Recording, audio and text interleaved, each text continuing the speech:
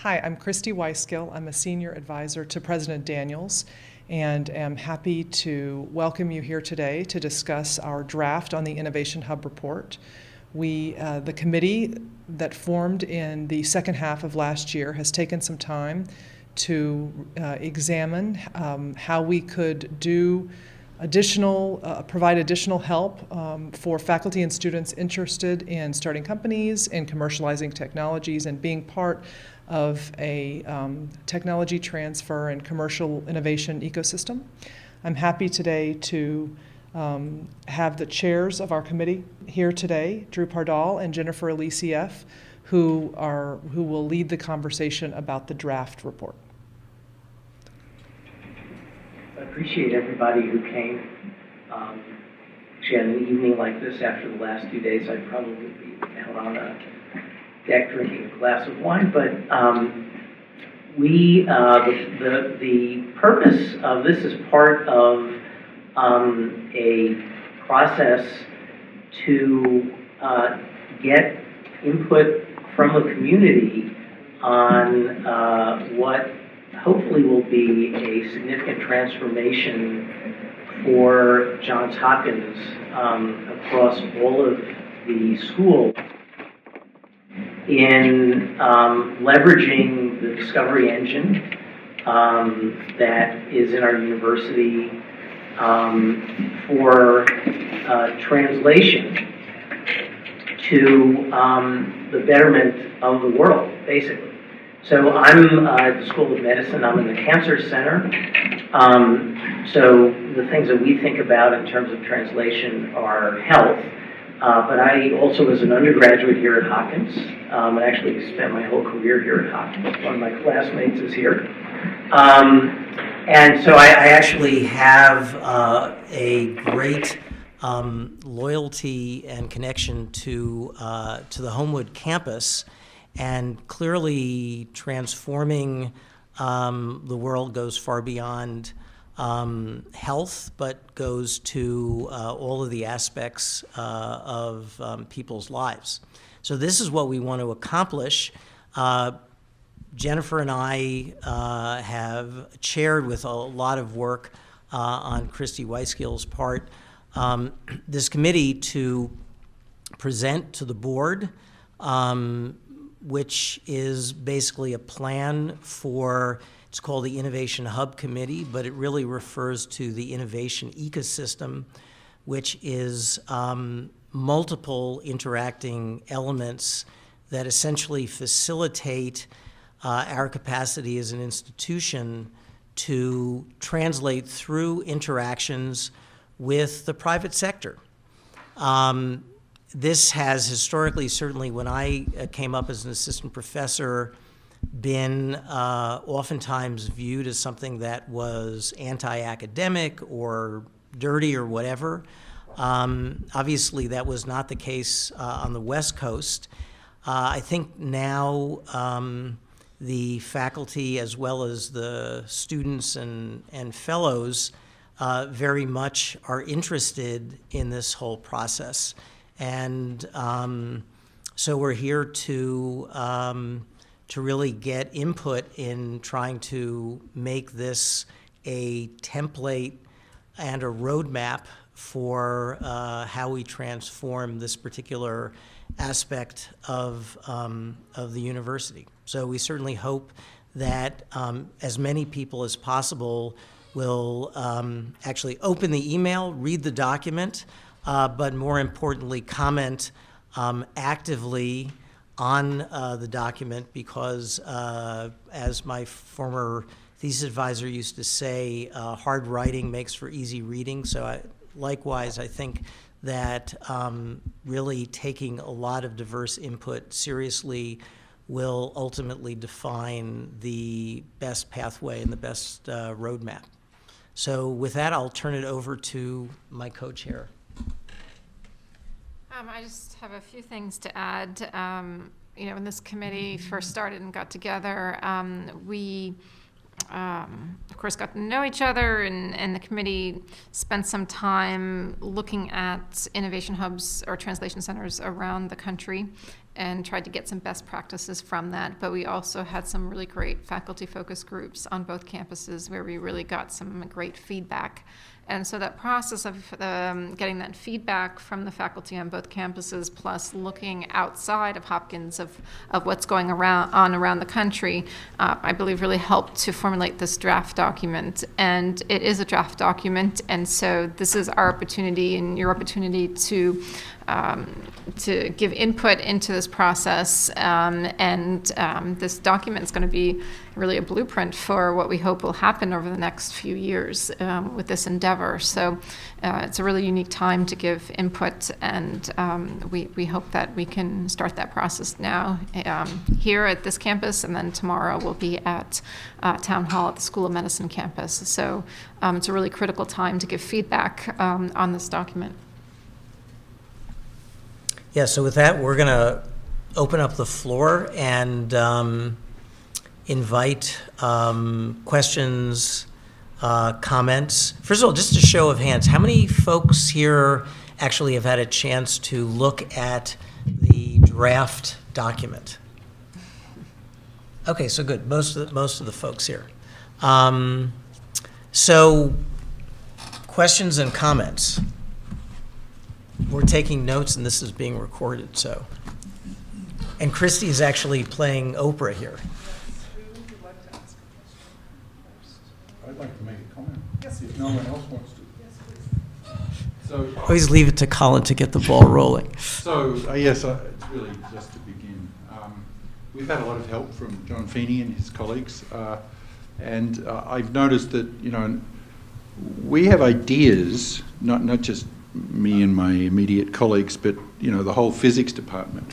But we're actually far more interested in understanding the universe in many cases than doing startups, although many of the ideas that we have over in Bloomberg could make great startup ideas. So I thought the part in here that was very good, and that John and his group have helped us a lot with, but we could do with even more, is that we actually need some guy like Eric Schmidt, right? The Google executive who made the ideas kind of come together. He was the grown-up, right? And he made the ideas sort of come together and work. And I feel that at least half my colleagues, and I'm counting all of physics, have very interesting ideas. But what we lack is someone who's putting a structure on it and telling us to stop dreaming about finding the next thing after the Higgs or the next exoplanet, because that's what we're really interested in. But it would come in and, once a week or something and say, hey, you had this great idea last week, what happened to it? Or this is the way to proceed. You need money, you need to hire people, you need to do it. And so that space is important. I saw that was kind of number one, but I would say it's this help that I'm indicating that's probably even more important for myself and my colleagues. Okay. I think that's a great comment, because what you notice in other places, let's say on the West Coast, is that there are all those people bouncing around the hallways and searching for those ideas. And I think one big objective here is to show the community that we're open for business and that you can actually come here and execute that. So there's a fertile ground here for ideas to bring those people in who can package it and drive it forward. And I would love to see more of that here.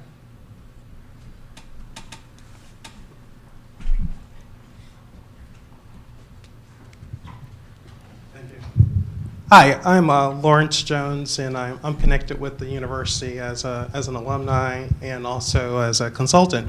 And I just had a couple of comments of reading it a few times, and I believe Dr. Pardoll already touched on it in terms of the separate entities in terms of business, science, and technology. I think traditionally here at Hopkins, there's separate islands, and there has not been really a joining force.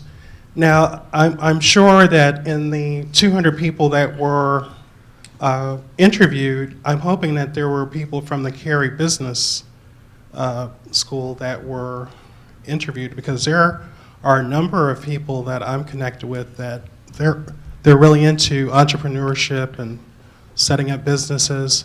And I understand that the medical students and PhD students may have been interviewed, but sometimes people, you know, their frame of mind is to create an IP, but they're not interested in running a business.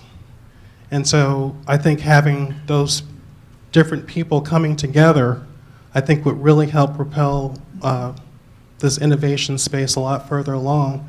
And I think some of the other universities that are detailed in the draft, I think they are already aware of that's the strategy to have. And that's the only comments I have at this time. Thank you. Yeah, just so in response to that, and also following up on Colin's comment, the one of the things that I've actually learned a heck of a lot chairing this committee. One of which is actually how much potential technology and know-how that is translatable actually exists in the institution, even though I've been here forever. I actually was not aware of it. Also, am struck by the nature of the gaps between the science and discovery and the translation. So for us in the medical school, I think most of the time that a discovery is made, the faculty member, the student, the fellow, has a sense of where they want it to go, and it's a matter of their getting help to find a commercial partner. In the case of, something like the search for exoplanets, which personally I think is actually the coolest endeavor that mankind is engaged in, there is, I think, a wider gap. It's not so obvious how to take a lot of really, really interesting, brilliant ideas and actually move them forward.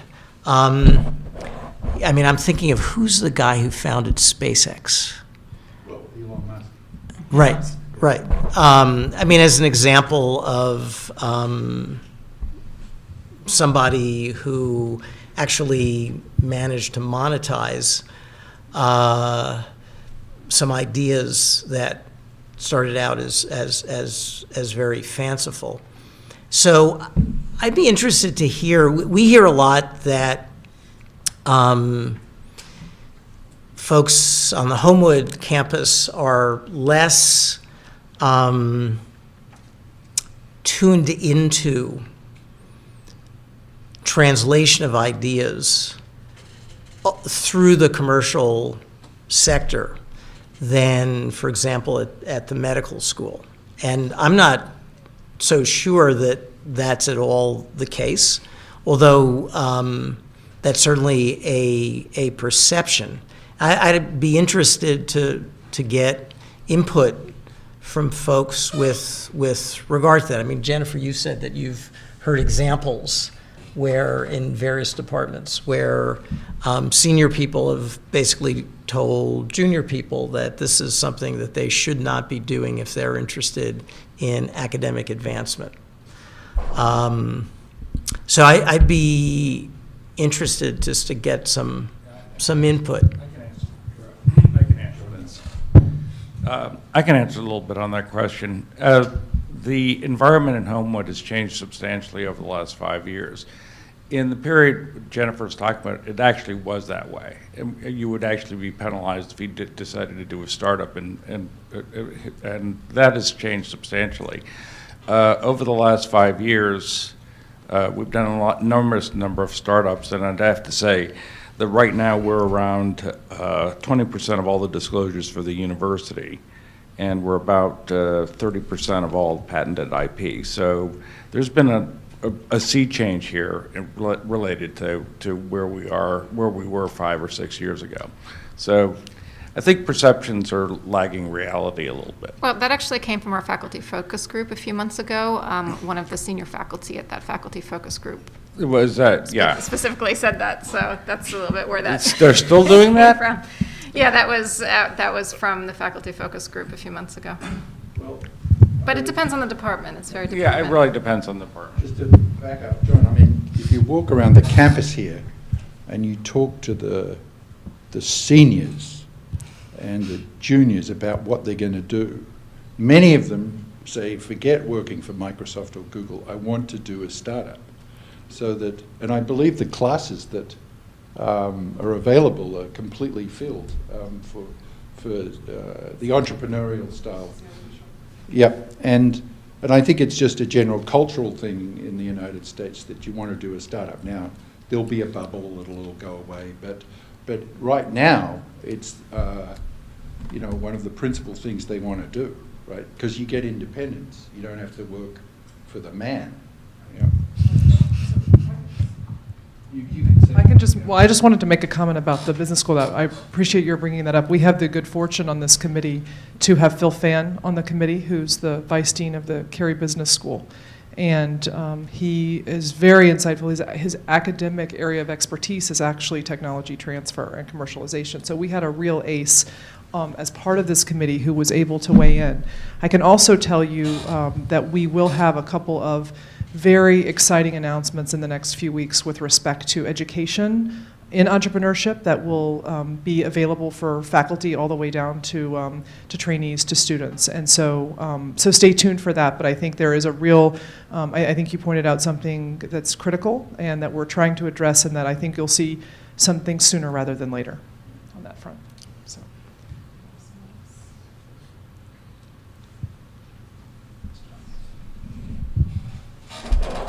I'd be interested to get some comments, particularly from folks who haven't said anything, who are,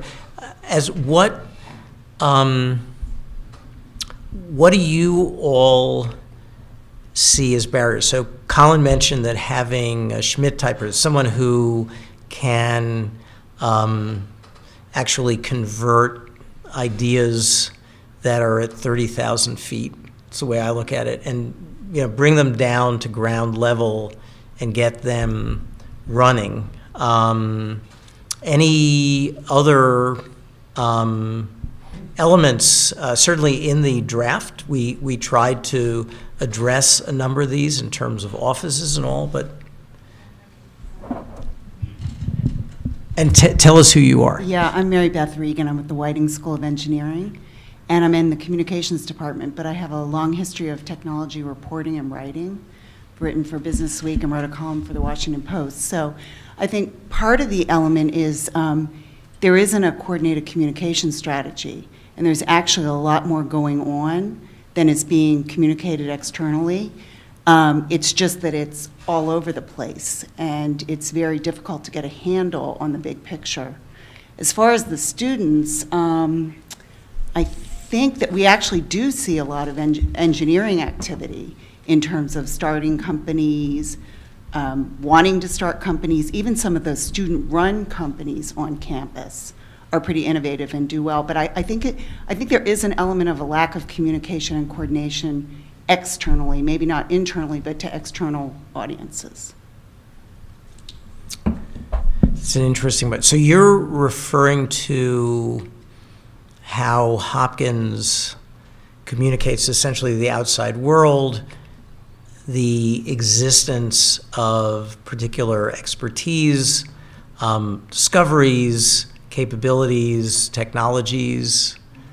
Most of the communication is regarding scientific breakthroughs, scientific findings. A lot of the communication is based traditionally on scientific findings, academic papers, breakthroughs in science that are communicated externally. There isn't really a place or a person to communicate externally about startups. It comes through a Johns office, and we're trying to do it through the engineering school. But there's a lot going on at medicine that, they could be doing it through the School of Medicine, Public Affairs Office. They could be doing it at Cary, but there isn't a coordinated. Do you think That's that my we could also message more even the basic science discoveries to capture those Schmitz that could mine? So do you think we could even improve the sort of media on the science pool available?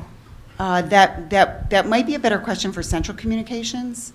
Maybe, I don't know the answer honestly, but maybe pitching more targetedly to either the venture capitalists or to some of the different finance institutions or even the publications.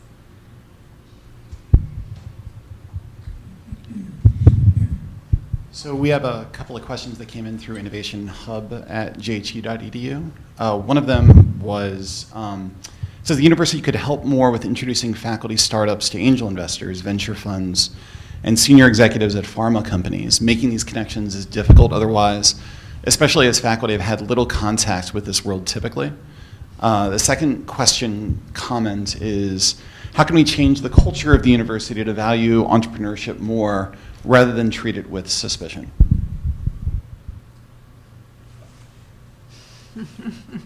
You can handle that one, right, Chair? Well, I'll take the second one, and I'll hand the first one over to Jennifer. So I think in terms of changing the culture, again, I think to John's point, the change in culture might, I think to a large extent is happening, but I think there are some tangible things that can be done, and I think some of this was in the document. But for one thing, for promotions, very, very tangible things. For promotions, in the past, we have not listed things like companies founded. I certainly when, last time I went up for promotion, which was, I can't even remember when, but certainly, my patents filed were not on my CV. So I think that if certain tangible things that incentivize and reward translational, commercializable, commercialization activities, then I think that's really the key message from the leadership to very, very central issues that are of greatest importance to faculty, which is how am I going to get promoted? To include those incentives in things tangibly like the promotion package are I think, some of the ways to do that. Why don't you take the first one? Yeah, the first one's a tough one. I would say that this movement towards coordinating a more Hopkins One strategy at multiple levels also hits the corporate strategy level of what is Hopkins' general corporate strategy going to be. And I think that's an area of discussion that's happening right now with the business development group at Hopkins and other offices. And there's a strong desire that it has been more ad hoc, and some people might get the introductions, some people might not get the introductions, and how do you sort of develop a more comprehensive, fair, transparent way for all of those introductions.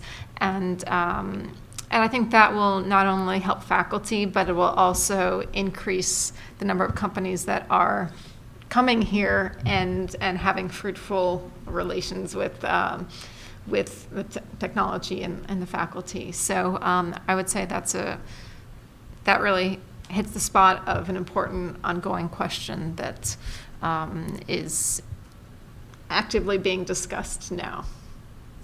I think, one of the notions there is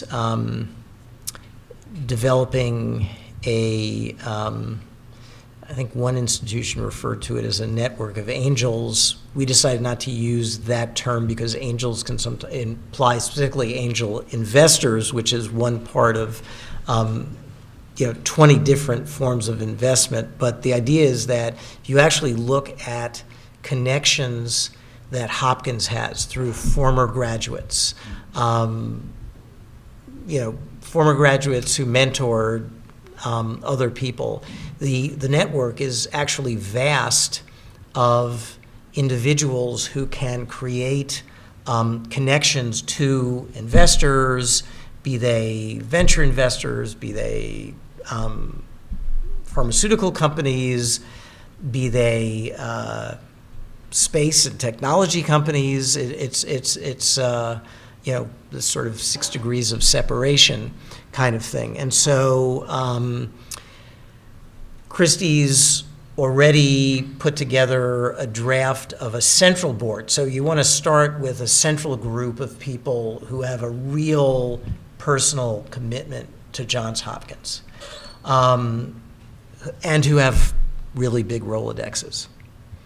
And I think is it Stanford that actually has 3 staff members. UCSF. Or UCSF, that literally manage their network. And so doing it you're right, Hopkins right now doesn't do that in any kind of a coordinated way. I think the alliance down at the medical school is probably the one thing that is done in a coordinated way, but that represents probably 5% of where we could be relative to the technology that's developed. So I think that's probably one important. It takes an active effort to do that, to not only develop it, but maintain it. And so that takes an investment and staff and active work. It just doesn't happen. It just doesn't exist there. So that takes, and that's a new place for Hopkins to put energy and people. And thank you for that. If I can just say one more thing about that, the beautiful thing about the network is, as I've gone around and tried to meet more, since I've only been at Johns Hopkins for 8 months now, gone around and try to meet folks who are interested in this area, and it turns out that there are incredibly beautiful organic networks that I'm just becoming aware of. For example, Steve Desidario in Basic Sciences has a group of 8 or 10 very savvy industry folks that he relies on for counsel and that have been helping him think through commercial and translational efforts. The Whiting School has a technology commercialization network that John and others actively manage. I've been asked to speak a couple of times. There is a monthly gathering of School of Public Health folks. They're actually all either alumni or somehow related, and it's not run by Hopkins. They get together on their own the 4th Friday of every month and talk about commercialization within the School of Public Health. So the nice thing is we have a beautiful problem, and that is there are so many people that want to be engaged, and many that already are. And so I'm working. We're trying to work very closely with Stephanie Reel's group to create some sort of master function where we can tap that in a transparent way, where we can figure out who we have in which verticals, in which area of expertise. So it's on the come, and it will take some time and effort, but I thank you for the question because we've acknowledged that we need to do that. So, was there one? Good afternoon. I'm Mark Thomas, and I'm an alum of the Bloomberg School of Public Health, and I love the school.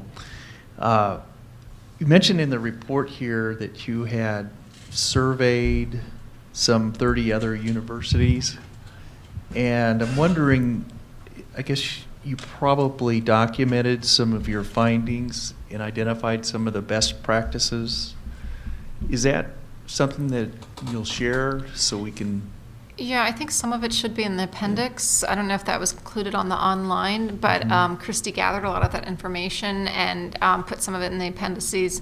And then part of the committee, we actually went to visit some of these innovation hubs to talk to people, talk to faculty, talk to entrepreneurs. And so I think that experience, sort of the intangibles of that are probably in the document, maybe sort of buried in there, not specifically described that this idea came from what institution or what other innovation center, but in the appendix you have a list of different, even a broader list of the ones that were visited, to show, what were their funds, how large was it, did they have incubator space, how are the funds distributed, did they come from foundations, from philanthropy, from industry, and figuring all of that out. Is that correct, Christy?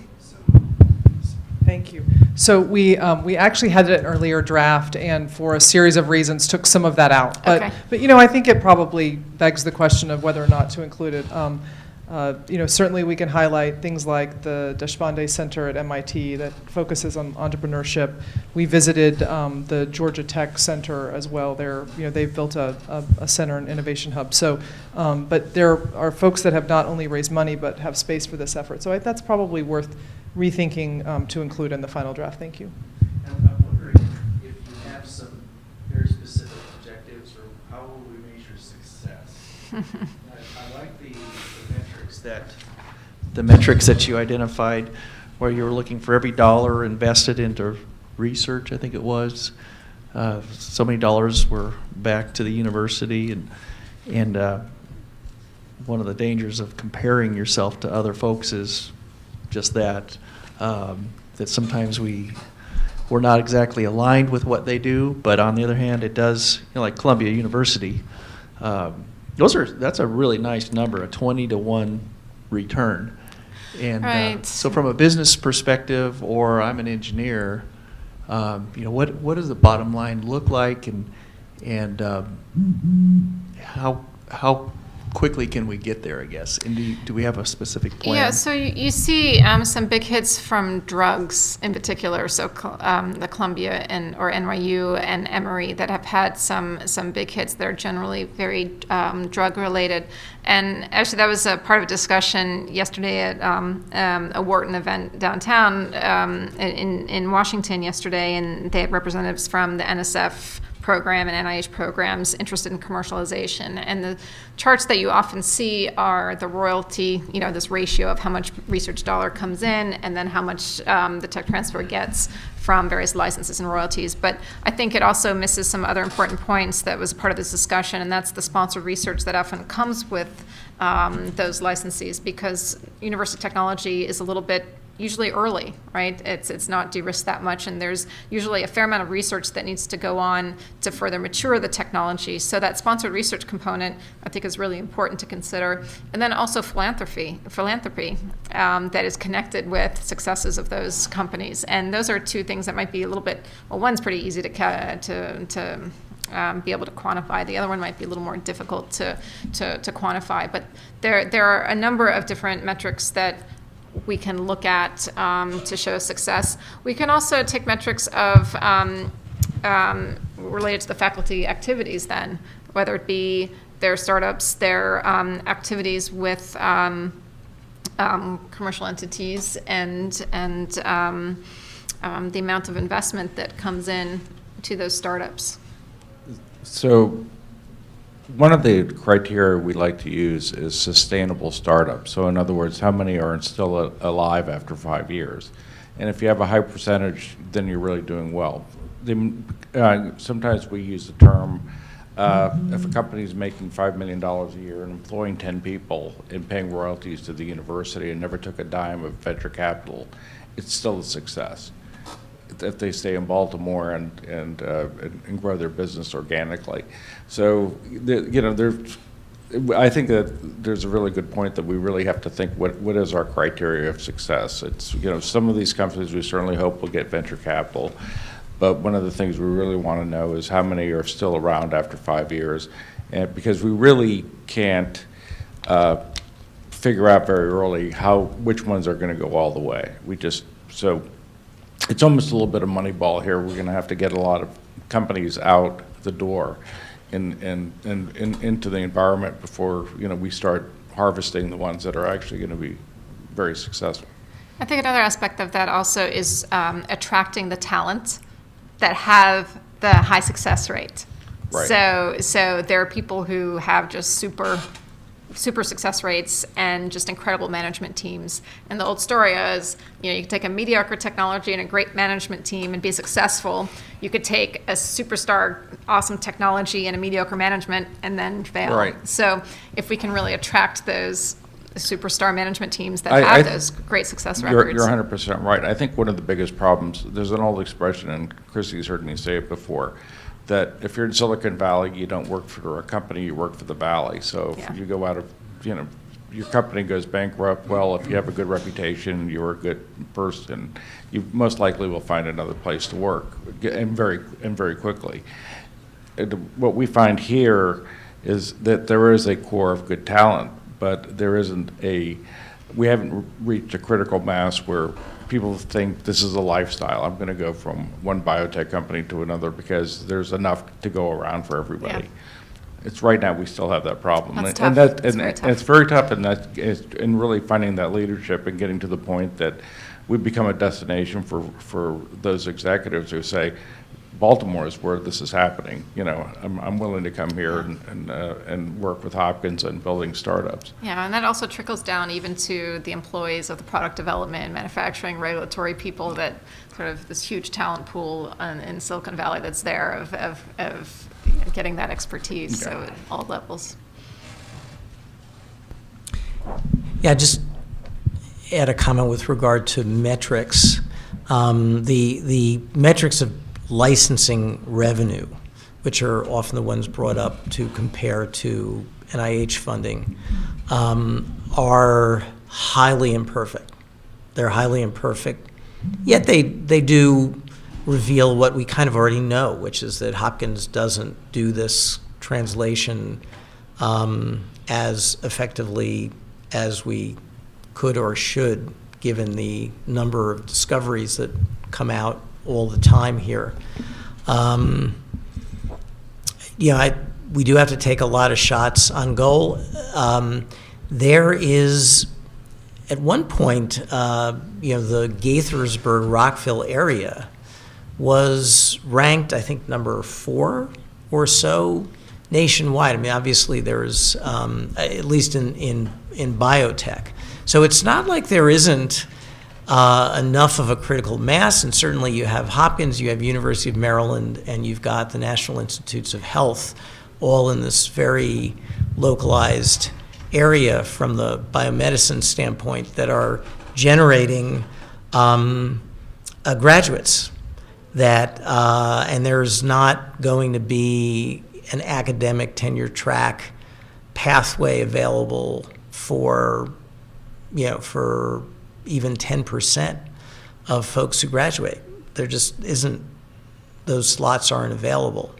So I think if it's really developed the right way, I don't think that there is a paucity of talent that's available in this geographical locale. It's really being able to leverage it.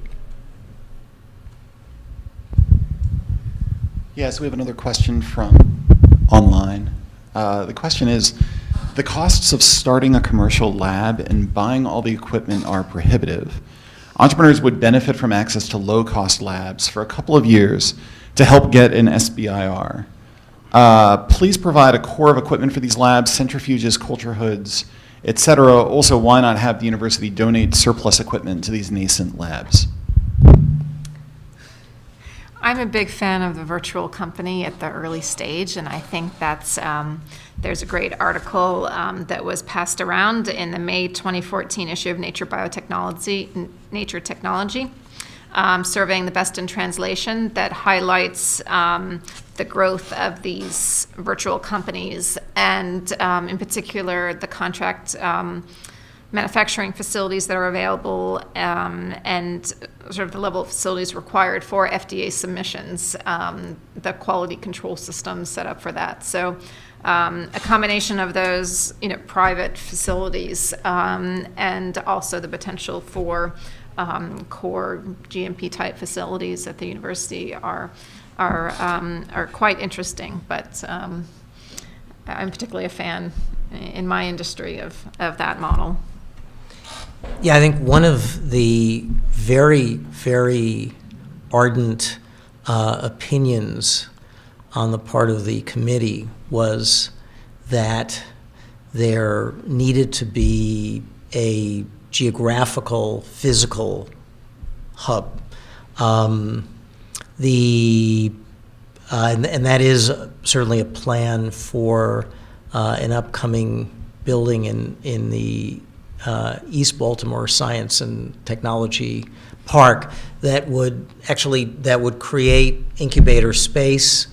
I think there are still developing ideas about how it would be staffed, but you could even potentially have a situation where you could have a pool of rotating technical staff that could essentially serve these purposes. And then there was also a very strong sense that we should co-localize the technology transfer office, or at least a portion of the technology transfer office, an office that most people haven't heard of, called the Business Development and Strategic Alliances Office. And also the contracts component of the Office of Research Administration. Our ORA does grants grants administration really well. When it comes to contracts with outside companies, they don't do as well.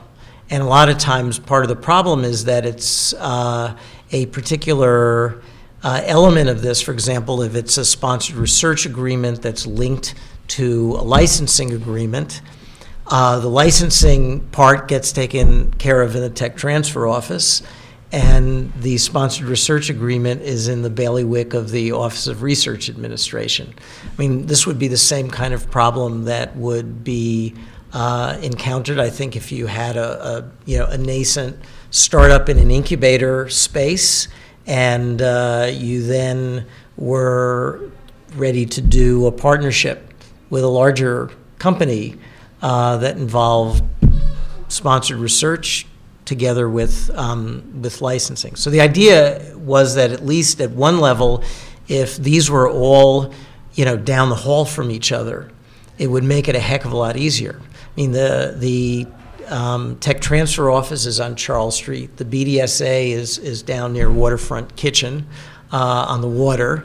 You've got the ORA that's over in the Miller Research Building, and it's it really geographically creates barriers.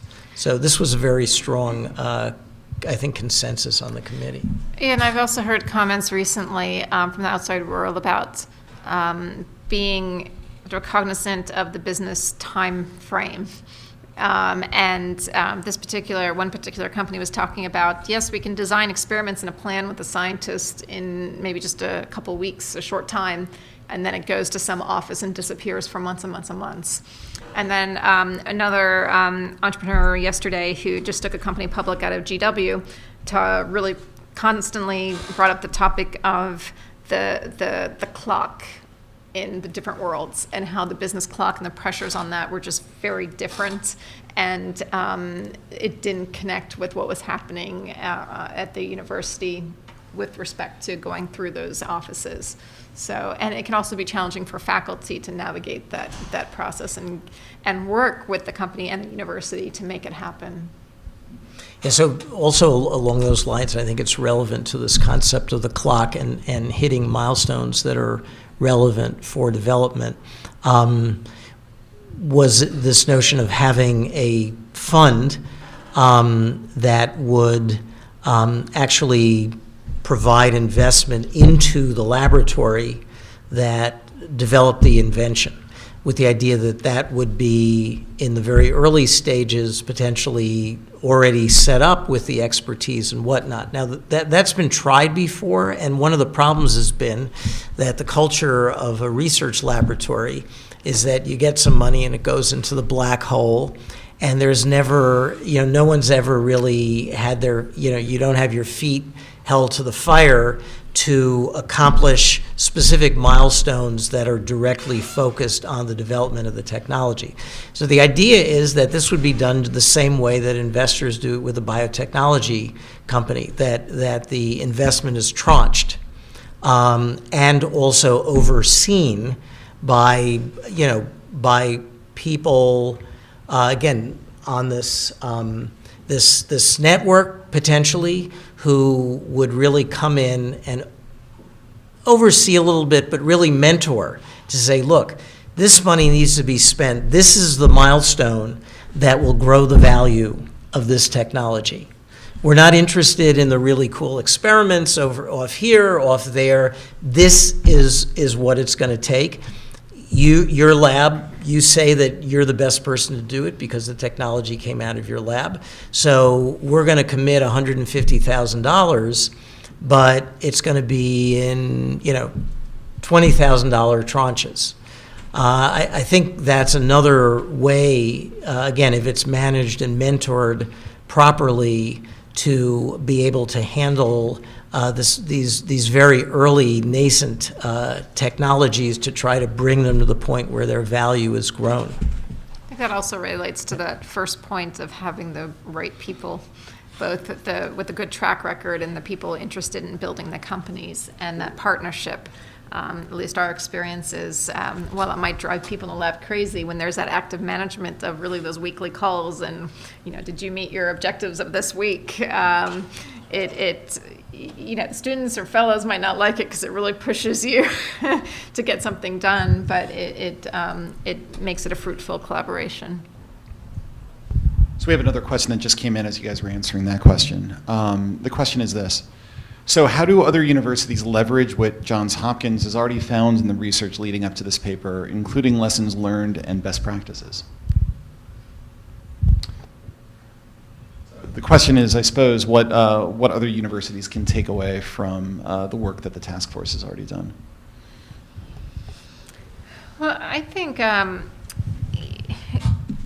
might want to say we were a little bit behind the 8 ball in the sense that there are a lot of great innovation centers out there. And I think one of the things that we were interested in defining is that Hopkins has a great sort of history of science for the world, and really believing that science is for the public and the public should benefit from it.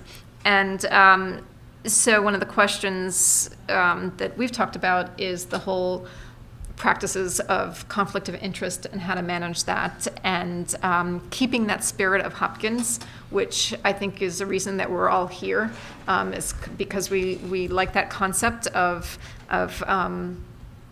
creating the important science for the world. And so what we were very interested in doing is making our mark from that perspective of really delving into that history of Hopkins and the whole concept and challenges of conflict of interest when you do consider commercialization. And that's a place where we can be a leader in this whole scenario. We might be a little bit slower than other universities in building this innovation hub, since there's such great examples, whether it be, Georgia Tech, you all went to UT Austin, I believe, and UCSF, and then the Boston area. So there are all these other places that we learned a lot from. But I think we can make a mark here by developing some real best practices for maintaining that academic spirit that Hopkins has. That's such a great and special thing, and why we love it here. And how do we bridge that with that commercialization world? Yeah, I think this is something that's not really there's been little attention paid to this. I mean, there is a reality of an inherent conflict of interest when you're being entrepreneurial, which is that you can make a hell of a lot more money than your Johns Hopkins salary. How do you promote entrepreneurialism in a way that maintains the research integrity? Very little attention paid to that. And that's as Jennifer is saying, that's something that I think we can and should really contribute de novo.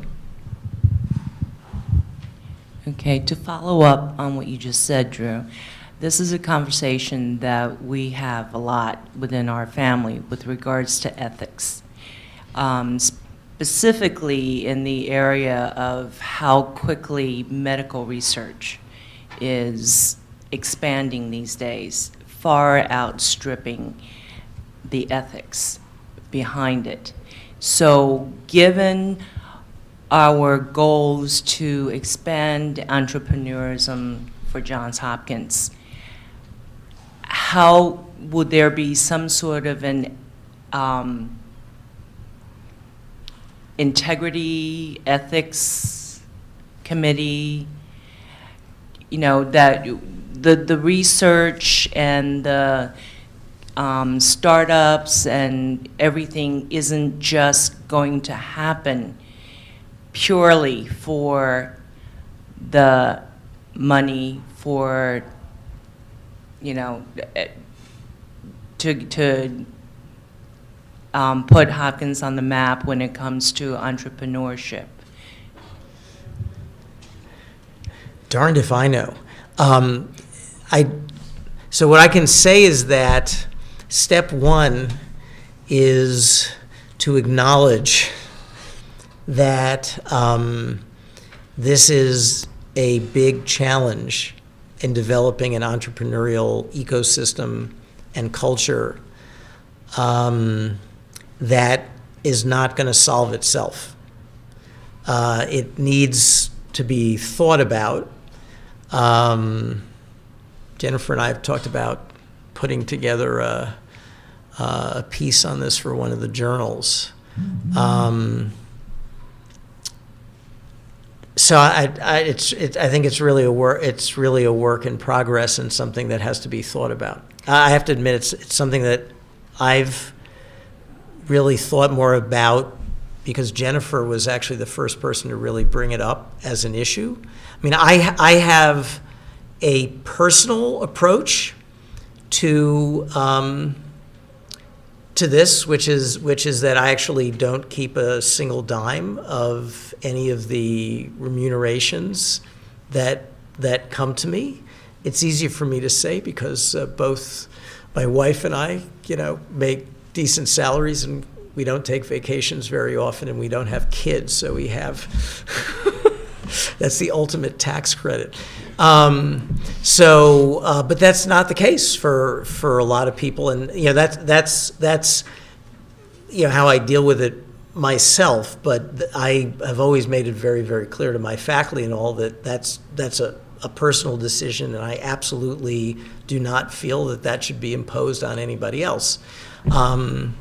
So I think it's a really good question. It's something that we as a committee should really do welcome input and ideas.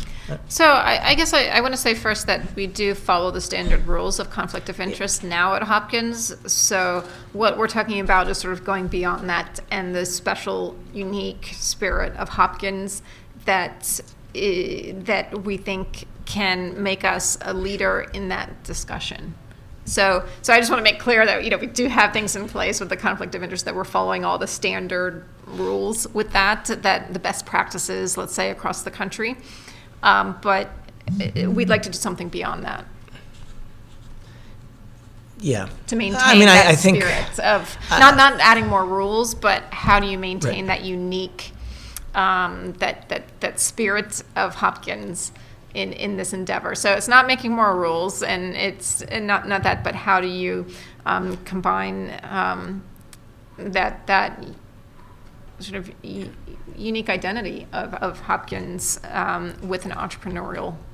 I mean, yeah, there are certainly lots of examples where current conflict of interest policies are actually a barrier and are stupid, and don't really, they really only serve as a barrier. And then there are other situations I can certainly think of, I'm sure Jennifer can think of, faculty that follow the letter of the conflict of interest, but you sort of know that they're really kind of not holding to the level of kind of Hopkins integrity and ethics that they should be.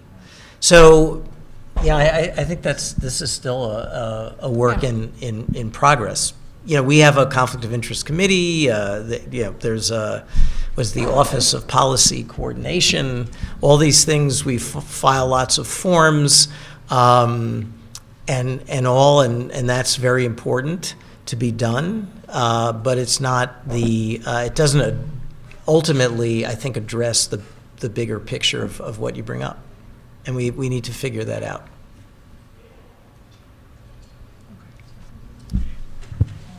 So thank you, everyone. This was really helpful. Thanks for everyone who participated via webcast and sent questions, and those that came. There's still plenty of time to reply to the Innovation Hub draft online, where we're going to turn another draft around in the next couple of weeks. So please feel free to send your comments to innovationhub@jhu.edu. It's actually on the right on the website. If you type in Johns Hopkins Tech Transfer, the page will take you right to the report, and then you can go right to the place to comment. So thanks for that. Really appreciate it. Andrew and Jennifer, thank you. Thank you. Thank you all for coming.